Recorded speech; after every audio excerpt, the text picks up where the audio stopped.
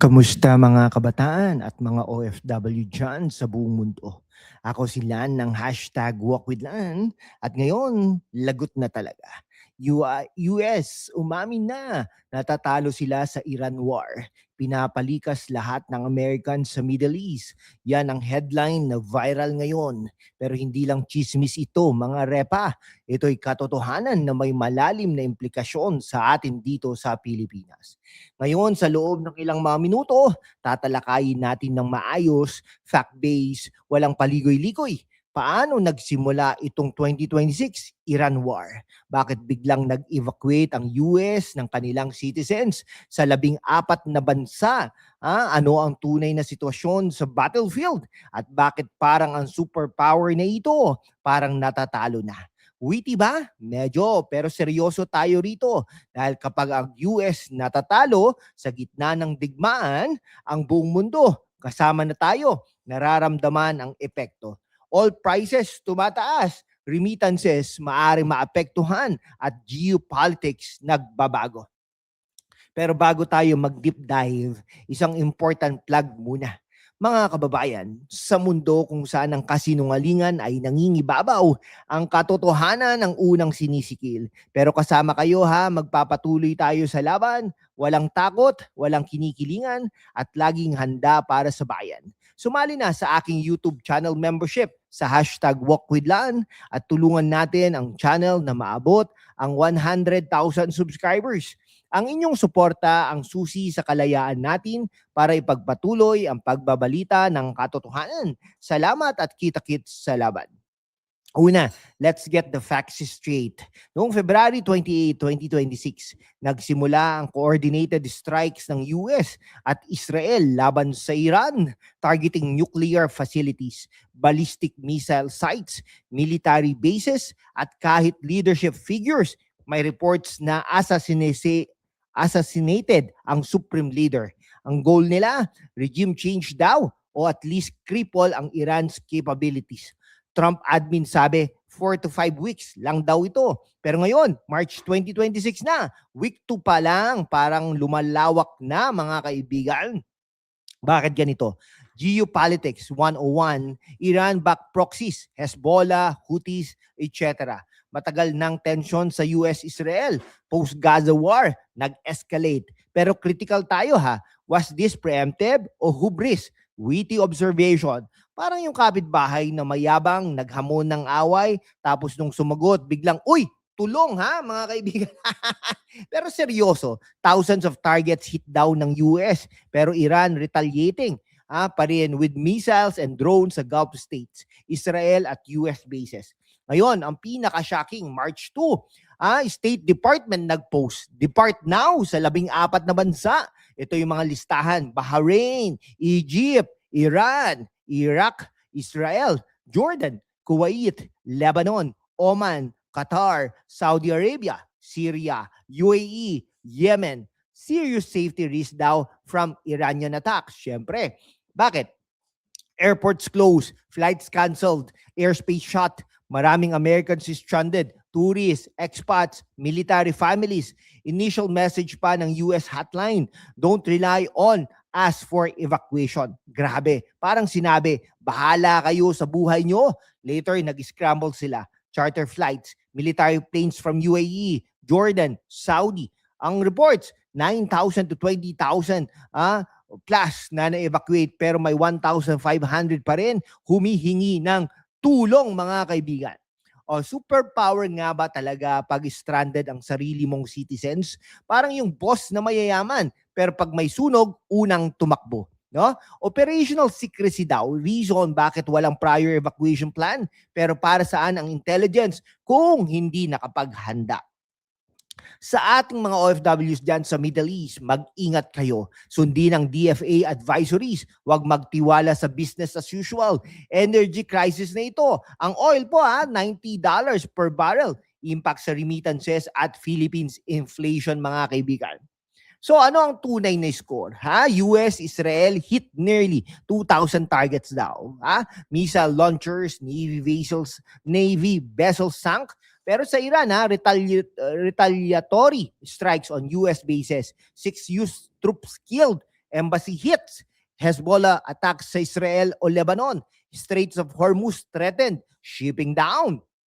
Sabi ng US, hardest hits yet to come. Pero Iran defiant, ready for ground invasion daw. Trump, unconditional surrender na demand. Pero lumalayo sa quick win, mga kaibigan. Asymmetric warfare daw. Iran has proxies, missiles, US has air superiority, pero ground war costly. Remember, Iraq, Afghanistan, natatalo ba? Not yet. Decisively. Pero scrambling evacuations show vulnerability. Parang chess, US advanced pawns, pero queen exposed. Para sa mga kabataan at OFWs, oil prices up, higher gas, electricity dito, remittances from Middle East, OFWs maaring madelay o makat kung chaos. Philippines sa foreign policy, Marcos admin likely neutral, pro-US alliance, pero critical tayo dito. Dapat ba tayo sumali sa proxy wars o focus sa West Philippine Sea? O geopolitics lesson, kapag US ang involved sa endless wars, dollar weakens long term. China Russia gains influence. Sa atin, opportunity ba ito para maging independent, mga kaibigan? US as world police, pero pag may problema, call Uber for evacuation. No clear endgame. Regime change, destroy missiles, surrender, parang improvised script, mga kaibigan.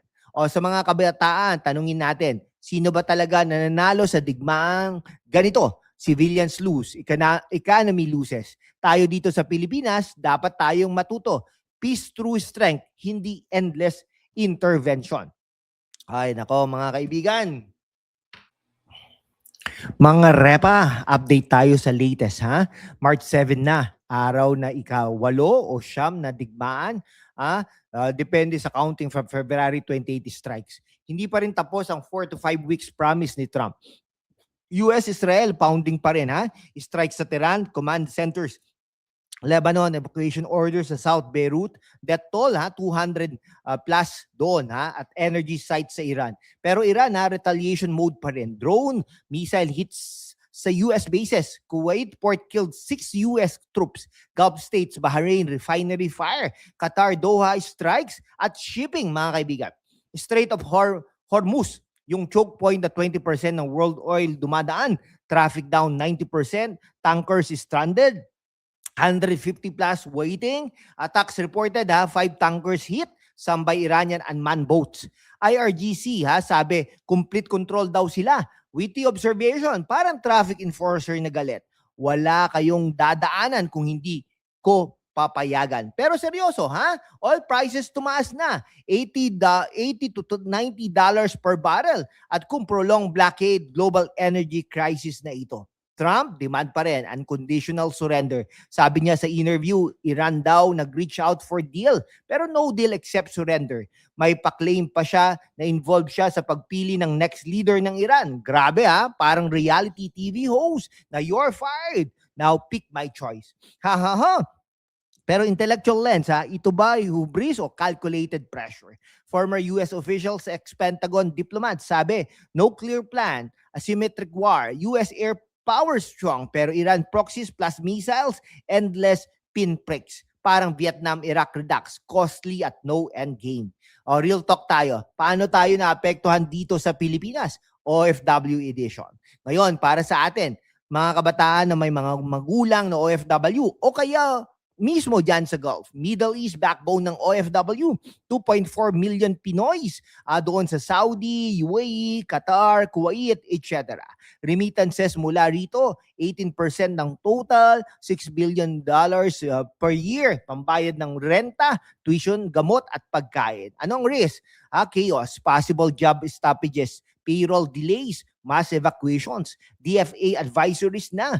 Kung Strait of Hormuz closed long term, all shock. Diesel gas prices spike. Wow, magkano na? 9 pesos per liter na simula January. Expect more.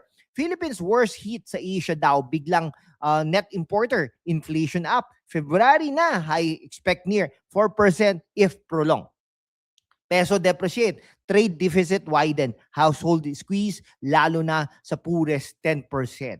Okay, parang chain reaction, US quick win war, pero tayo ang nagbabayad sa pump at sa padala. Remittances, resilient daw, ha? Short term, some precautionary increase sa uncertainty. Pero kung weeks, months, to $500 million, potential loss in months. GDP hit 8 to 9% from OFWs. Marcos admin, neutral pro-alliance pa rin. Pero dapat ba tayo mag-focus sa diplomacy? Hindi proxy wars, ha? West Philippine Sea natin priority, hindi endless Middle East entanglement.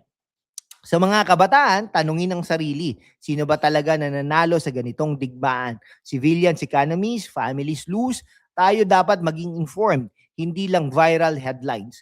Mag-save, mag-save daw, mag-save, mag-diversify, jobs, skills at push for peace, focus, foreign policy. Oh, so lagot ha, na ba talaga ang US? Signs of struggle clear, evacuation scramble, all chaos, no quick surrender from Iran, pero war ongoing, unpredictable. Stay vigilant, especially OFWs. Sundin ang advisories, contact family, at prepare contingency. Like, in comment, ano sa tingin ninyo? Matatagalan pa ba ito?